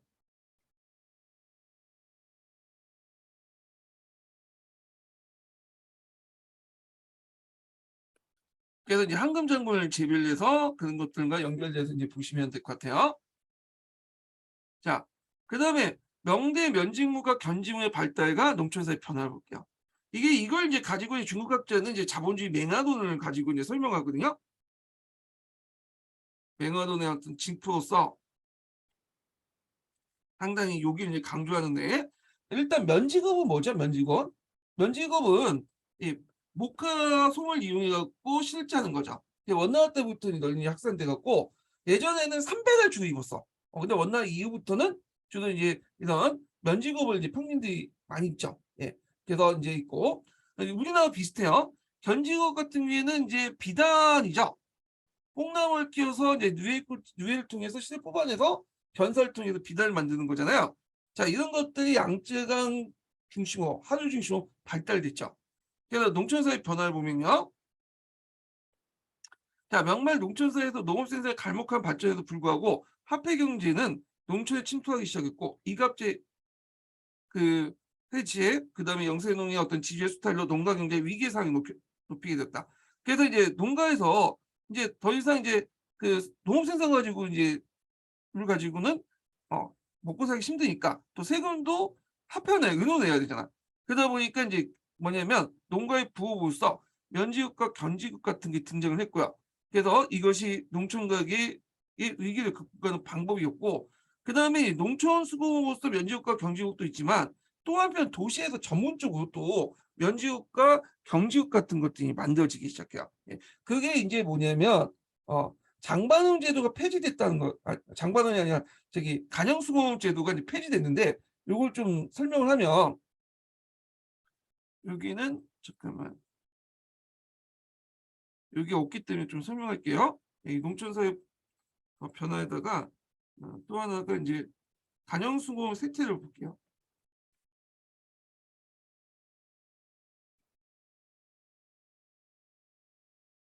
예. 요것도 이제 우리나라와 비슷해. 우리나라도 조선총기 때 간형수공이 좀 중심에 있잖아. 민영수공 넘어갔잖아. 마찬가지로 명나라 때도 간형수공이 있는데 이게 세태돼.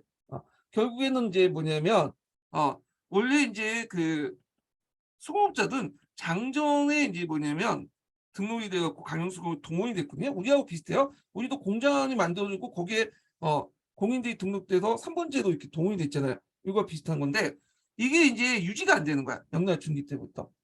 그러니까 이제 아예 폐지시키고 뭘로 바뀌냐면 장반응제로 바뀌어요. 장반응제 뭐냐? 얘네들이 이제 뭐냐면 은을 납부하면 이런 것들 장적에 이제 소속돼 갖고 가정수를 동원한 제도를 동원하지 않아도 되는 것. 장반응제로 바뀐 거야. 은만 납부하면 이걸 대신하는 이런 걸로 바꾸면서 이제 뭐냐면 그 민간 수공업이 발달되기 시작해요. 자, 그래서 이런 것도 이제 좀 기억을 해두시고요. 그다음 면직업을 이제 볼게요. 면직업은 선진 경제 시스템이 선진 경제 지대인 강남에 면업이 집중되었으며 이 지방에 생산된 면포가 거의 전국적인 시장에 유통되었다. 강남 지방의 면업이 발달된 원인은 일단 델타병의 소주, 송강부 지역이 토양과 기후들이 면화 재배에 적합하고요. 예, 여기가 상당히 이제 그죠. 면화는 아열대 식물이잖아요. 그러다 보니까 강남이 적합할 수밖에 없겠죠. 그다음 면화의 주요 산지인 하북방면의 대운하를 통해서 그다음에 면화의 운반이 쉬웠으며 방직 기술도 전통적인 견직물 기술이 응용되면서 다른 지방보다 탁월하고 우수한 기술을 가질 수 있기 때문이다. 이렇게 보시면 돼요. 그래서 면직 생산의 구조적 모습을 보면 면직공업의 기본 원료인 면화 재배와 면사, 면포. 면사라는 것은 뭐냐? 그 면화를 재배하고 나서 이렇게 실을 뽑잖아요. 예, 그래서 실은 이제 여기 뭐냐면 어떻게 뽑냐면 여기 면사가 있으면 여기 씨앗이 있거든요. 모카 씨앗을 이제 제거하고 물레를 통해서 뭐냐면 솜을 뽑아. 솜을 이제 물레를 이제 말좀 맞네. 물레를 통해서 뭐냐면 씨를 제거하면 그러니까 씨앗을 제거하면 솜이 남아요. 솜을 그 뭐냐면 뽑아가지고 실로 만드는 게 면사다. 네. 솜을 실로 만든 게. 그다음에 이 씨를 가지고 이제 직기를 통해 짜죠. 이게 면포야. 손으로 짜죠. 야, 그래서 이제 이 공업이 면사 면포 제조공업이 처음부터 서로 분리돼 있었다. 그러니까 면사는 계속 실만 뽑고 면포하는 애들은 계속 뭐냐면 천만 짜는 거죠. 예. 그러다 보니까 이제 서로 작업 공정이 연결이 안 돼. 예. 이런 문제 있죠. 그래서 영세 농민들은 항상 자금 부족에 시달렸다. 예. 왜냐하면 얘들이 이제 직계 사거나 뭐 이렇게 뭐 원료 사거나 이럴 때는 뭐야 돈이 필요한데 이 돈이 없는 거야. 그러다 보니까 이제 어떤 식으로 선대제 운영으로 할 수밖에 없겠죠. 그래서 연화상인들이 그 물주가 돼가지고 이들에게 뭘 빌려줘요? 직기나 원료 이런 것들을 빌려줘. 예. 그래서 원료는 뭐 솜 이런 것들 이제 주면 아니면 신을 주면 영세농민들이 이 연화 그 물주의 요청에 따라서 뭐냐면 솜이 신이 나는지 그 다음에 폰을 만들죠. 면폰을. 그래서 이 연화상인들이 그걸 받아가지고 유통을 시켜주는 거야. 근데 이제 이들이 직계나 원료나 자금을 대줄 때 막대한 이제 뭐냐면 어, 이익을 챙겨가는 식으로 하기 때문에 실제 영세 농민들이 해봤자 남는 게 별로 없어. 예. 그래서 얘네들을 이제 뭐라고 하냐? 이런 그 면화상인들 같은 상업자분들 살장이라고 해. 살장. 살장. 그래서 이제 면포 생산 과정에서 상업자본, 살장은 좀 상인 장인, 상인 자본이라는 뜻이죠. 예. 하여튼 이제 이 살장들이 등장해서 그다음에 선제를 통해 개입해서 농민의 수탈을 하죠. 그러다 보니까 얘네들이 이제 뭐냐면 부업으로 이제 그 얘네들이 여기에서 자본 축적이 안 되는 거야, 농민들이. 이 살장들이 개입을 해갖고 면화상인들이 개입해갖고 다 뺏어가니까 자본 축적이 안 되겠죠. 그러다 보니까 이제 어떤 문제점이 있느냐, 얘는 분홍으로 성장하지 못해. 네. 그냥 거기서 남은 이득 가지고 세금을 내거나 간식 먹고 살 정도, 이 정도밖에 안 돼요. 예. 따라서 면작, 면작은 면화를 생산하거나, 그 다음에 방적, 아까 이제 실을 뽑거나, 직포는 실을 가지고 뭐 천을 짜거나, 각 건종에서 상인들이 개입을 하면서 전문적 그 뭐냐면 그 상업자본 수탈이 혁신했다. 그래서 농민들이 이들을 살장이라고 했다. 살장, 살인살자라는 뜻이죠. 자, 견지구 볼게요. 견지구는 이제 강남 델타 대도시에서 발달됐죠. 뭐 소주나 항주 지역에서. 견지구도 이제 이게 시장이 좀 양분화됐어요. 하나가 이제 뭐냐면 주로 질이 떨어지는 견직물들은 주로 농촌 수공업에서 이제 뭐냐면 생산을 하고요. 질이 약간 높은 거 있죠. 예, 이거는 이제 뭐냐면 대도시에서 이제 생산을 해. 주로 강남 지역, 강남 하류 지역에서 생산하죠. 그래서 여기는 뭐 이거는 뭐 선대지 형태고 아파의 면지구하고 똑같아요. 근데 이 지역은 이제 좀 약간 다르게 선대지 형태가 아니라 기후와 이제 기공들 중심으로 한 매뉴패처 형태죠. 그래서 기후가 아까쯤에 공장을 만들고 여기 이제 집기를 두면 이 공장이라고 하죠. 공장은 한 곳에 생산 시설이 집중된 걸 말해요. 분리돼 있지 않고. 그럼 기공이 노동시장에서 이제 사온 기공이 여기에서 일을 하는 거야. 노동자로서. 예. 자, 이런 식으로 방법인데,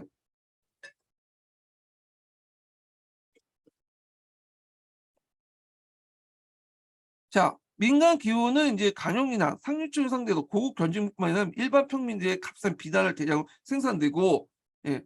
비싼 그 값싼 비싼 대량은 이제 농촌수공업도 생산해요.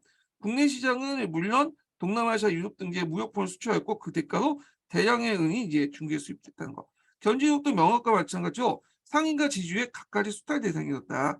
요것도 이제 앞에서 얘기한 참 요거 질 낮은 그 농촌수공업 있죠. 네, 요거 연결해서 보시면 돼요.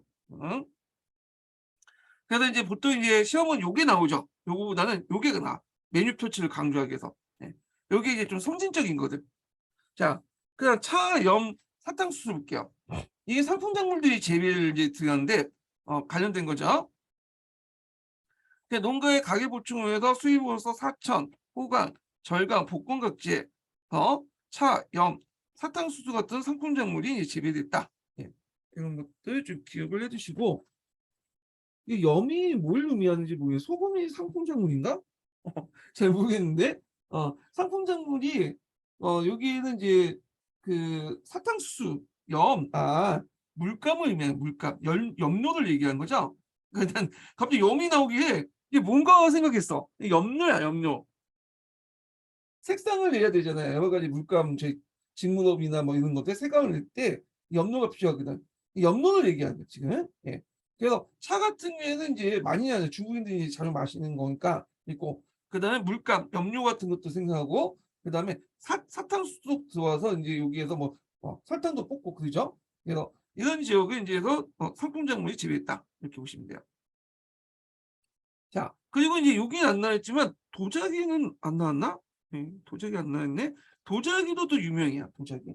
네, 한번 더 도자기. 자, 도자기 산업이 발달됐는데 도자기 산업이 되게 발달된 게 뭐냐면 이제 그 발달된 곳이 어디냐면 진덕전이라는 게 있어요. 진덕전. 이게 지도가 이제 어디 있냐면 진덕전이 이제 저쪽에 있는데 지도를 보여드려야 되는데 여기 있는지 모르겠네.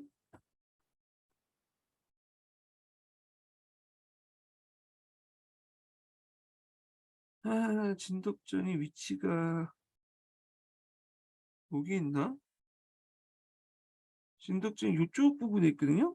네, 여기 있는데 하여튼 여기 진덕전 있는데 잠깐만 경덕진이라고 하죠. 우리식 따지면 여긴 안 나오는데 한번 찾아보세요. 이게 도자기 여기 부분이야. 여기 부분. 하여튼 그 유명한 데가 있어요. 네. 그래서 이제 중국의 도자기가 거의 이제 17세기 때까지 초반 때까지 되게 세계 시장을 장악을 하고 있었거든요. 그래서 이제 있는데 문제는 이제 나중에 임진왜란 이후에 명청 교체기가 들어갔잖아요. 그때 인제 중국 도자기가 잠시 세계 시장에 물려나. 이게 혼란기다 보니까. 그 시장을 인제 일본 도자기가 들어오게 되죠. 일본 도자기 기술은 원천 기술은 우리 이제 임진왜란 때 그 도공들한테 이제 배운 거죠. 뭐 이렇게 있는데 하여튼 도자기를 많이 생산했다. 그래서 전 세계에 공급을 했다. 이렇게 보시면 될 것 같아요. 자, 결과를 보면 상품 생산 발달로 그 생산품의 전국적인 유통이 촉진되고 원격제 판매망을 장악하면서 객상 상인자본들이 등장했다는 거. 상시, 상서상인들, 그다음에 뭐 이런 사람들과 그다음에 양주, 시주 상인들 이런 사람들이 등장했죠. 그래서 장거리 상업의 발전과 농업과 공업의 이분화, 중소도시 전기시장이 등장했고 전국적으로 상품 유통하는 대상인들이 등장했다. 그래서 그 대표적인 게 섬서 출신의 상서 상인과 그다음 남자의 시안 상인들. 그다음에 여기 안 나왔지만 또 이제 어떤 상이냐면 그 양주, 시주 상인들. 교과서에 요 시주와 양주 상인들이 되게 많이 나오는데 하여튼 이런 것들인데 이런 거는 또 뭐냐면 이제 얘네들이 이제 뭐와 관련 소금 전매제와 또 관련돼 있어요. 이건 좀 뒤에 좀 설명할게요. 자, 이들은 면포, 비단, 농산물, 집산일까지 광범위한 상업활동을 전개했고 여기에서 얻어진 막대한 자본을 동원하고 금융을 경영하면서 고리의 자본가가 끊임없이 이익을 추구했다. 예. 그래서 이제 그 있고 소금 전매 등 국가 후원받는 경제를 통해 거대한 그 뭐냐면 부를 축적했는데 이걸 이제 계중법이라고 하는데 요거는 좀 쉬었다가 이제 진행을 하겠습니다. 요거는요. 예, 첫 번째 인증번 알려드릴게요. 첫 번째 인증번은 66번입니다. 첫 번째 인증번은 66번입니다.